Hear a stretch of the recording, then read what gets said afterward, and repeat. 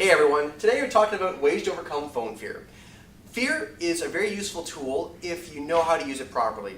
A mistake a lot of us make is that we let fears limit us. In reality, fear is your mind, is your compass, telling you how to expand your comfort zone, how to push yourself further so that you can grow and find more abundance and success in your life. So when you have that feeling of anxiety towards something like picking up the phone and calling people, that's actually your body saying, hey, this is where I need to go. I know it's going to be uncomfortable, but we need to do this. So follow your fears, listen to your fear, and use it as a tool. So before I go into how to actually do that effectively, there's a few things you need to think about first to set yourself up for success. Just like if you're on a sports team, you're playing football, you are not going to just go into the field wearing your jeans and a t-shirt and not having stressed or warmed up or anything and go play a game. You're going to get injured and you're actually won't be able to play the game because you're not actually dressed properly with the proper equipment. So what you need to do before you go into the field of real estate is set yourself up for success. Create a space in your environment that allows you to work without distractions. The first thing you need to do, because doing a new thing like this, it's hard, and if you have reason to be distracted, you're going to allow yourself to be distracted. So if you're at home and you have kids running around, if you have laundry, you have things to clean, and you're not able to shut all that stuff out, you're going to find yourself making one phone call, hang up the phone because you're too busy with life, and that's going to stop you from succeeding. So find a space where you can work in and be quiet and be left alone. That could be the office, that could be a coffee shop, that could be a friend's place, it could be the park. I don't really care as long as it's some place where you are free of distraction for a short period of time to allow you to actually focus on growing yourself and making money. That's the first thing. Second thing, plan your work. So think of this like, wearing your uniform, showing up to the game day, ready to go.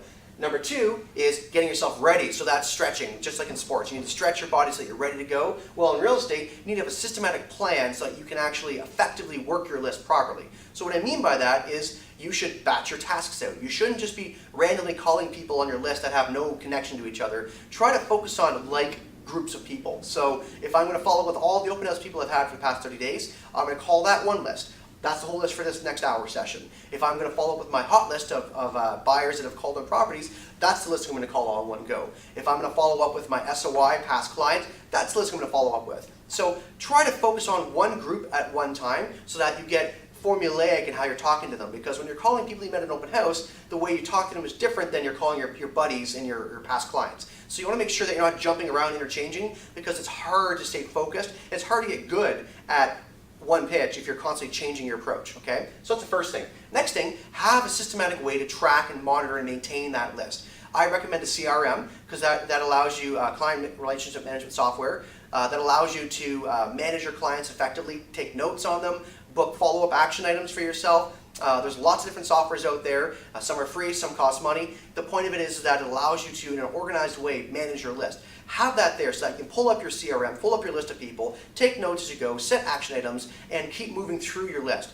That's way more effective than having a piece of paper and scratch pad and trying to do it that way. It's just really inefficient. So be efficient, be effective. Think of it as like, again, showing up with your game day with your uniform on, all your sports equipment ready to go, and think of it as doing your stretches so that you have all your systematic approach, your warm-up is ready to go so that you can hit the ground running and start making money right away.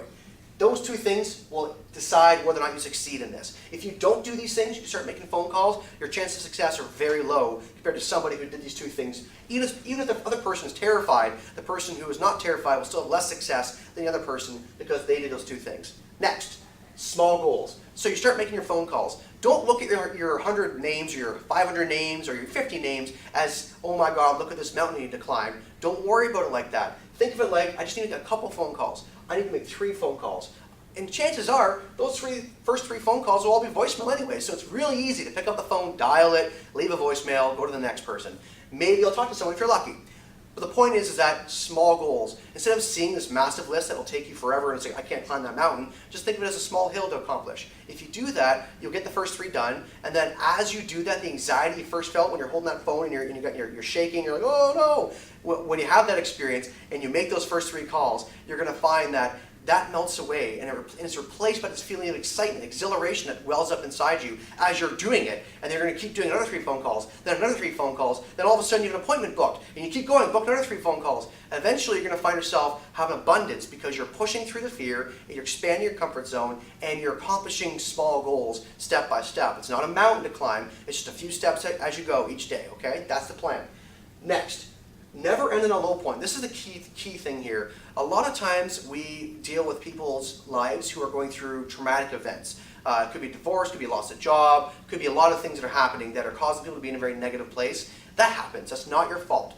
But human nature is to take out our negative feelings on other people because that's just, I don't know, what we do, unfortunately. So sometimes you're going to deal with a client or a customer who's going to throw a bunch of garbage at you, and the mistake we make is we get deflated, we get dejected, we put the phone down and go, well, that's freaking sucked, I'm done for today, I need a drink, I need to go relax. And although that may feel like the right thing to do, in reality it's the worst thing you can do, because now you're leaving in your mind the experience of, well, that freaking sucks, I don't like doing that. And so you're going to start hearing things like, oh, maybe it's not just for me, or I'm not sure this is the right business for me. You'll start thinking those thoughts, all because you're allowing the negativity that somebody threw at you to stick. Instead, when somebody throws a ball of crap at you, you catch the ball and you put it down, as opposed to internalizing it or throwing it back at them. So when you get a negative phone call, and if that's your last phone call of the day, don't end there.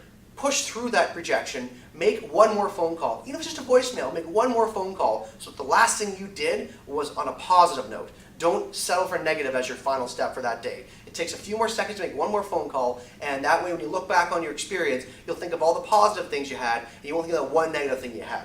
The final thing, especially for new people, when you're trying to learn how to do this properly, how to expand your comfort zone, is debrief. The way humans work, the way our brains work, is we have experiences in our conscious state, and then when we sleep or when we're just relaxing, our brains are constantly chewing through the experience of the day, and that's how we get more neuron connections and actually learn from our experiences. So one of the best ways to help speed that process up is to actually discuss and talk about your experiences with other people. That could be loved ones, that could be coworkers, that could be friends, doesn't matter who it is. But you can express to them, I made 15 phone calls today, I had 2 appointments booked, it was really great. Here's the pitch I was giving people on open houses. And you just kind of express what your experience was. And then you can even talk about the negative experience. That is, one person is really mean and said these nasty things to me, and this is how I handled it, and I put the phone down and I called somebody else. And actually what that's going to do for you is it's going to reinforce the positive thoughts, it's going to reinforce the learning, and you're going to actually gain much faster wisdom from your experiences than for somebody who just makes the calls, puts the phone down, doesn't think about it, and then does it again the next day. Talk about it, especially in the beginning. When you're learning something new, you need to talk about it, you need to chew it over. So if you do those 5 things, you're going to be able to push through phone fear. You're going to find that there's no such thing as fear. It's actually very small and simple when you actually start doing this kind of things. So set yourself up for success. Create a simple space where you can work in calm. Plan your work. Have a system. Have a goal in mind before you pick up that phone. Have a plan of action and have a way to track your progress. Set small, simple goals so that you can easily achieve them over and over again and start building momentum of success. Never end in a low point. When you get defeated, when you lose something, don't end there. Do it one more time so that you can have a positive memory of the experience, and talk about your experiences afterwards. Chew on it, debrief, talk to friends, family, share your experiences, because that'll make you learn much more, much faster. Best of luck, and pick up that phone because that's your ATM to make money.